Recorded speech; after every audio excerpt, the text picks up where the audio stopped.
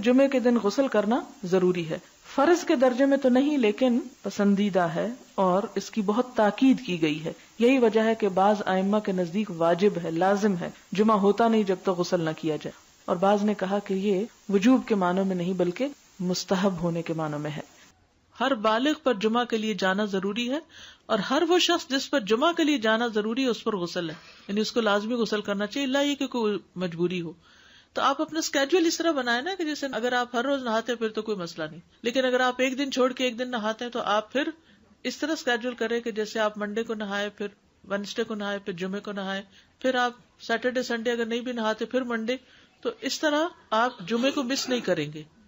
یہ نہیں کہ جمعرات کو نہا کے جمعہ کو چھوڑ دیا یا جمعہ چھوڑ کے ہفتے کو نہائے، ایسا نہیں کرنا چاہیے. نبی صلی اللہ علیہ وسلم نے فرمایا اذا جاء احدکم الجمعۃ فلیغتسل، کہ جب تم میں سے کوئی جمعہ پڑھنے کے لیے آئے تو چاہیے کہ غسل کر لے، یعنی کوئی بھی.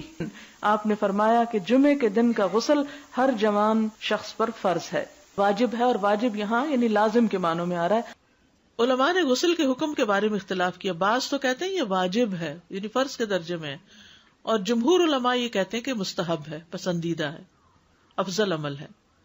حدیث میں آتا ہے جس نے جمعے کے دن وضو کیا اس نے اچھا کیا، اور جس نے غسل کیا تو یہ افضل ہے.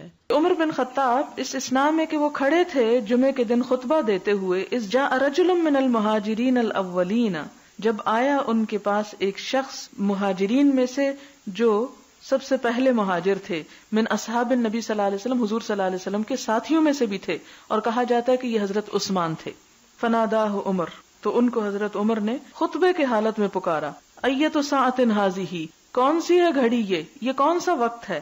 قال انی شغلت، تو انہوں نے کہا کہ میں مشغول تھا. فلم انقلب الی اہلی، تو میں گھر نہ جا سکا. حتی سمعت التاذین، یہاں تک کہ میں نے آذان سن لی یعنی جمعے کی.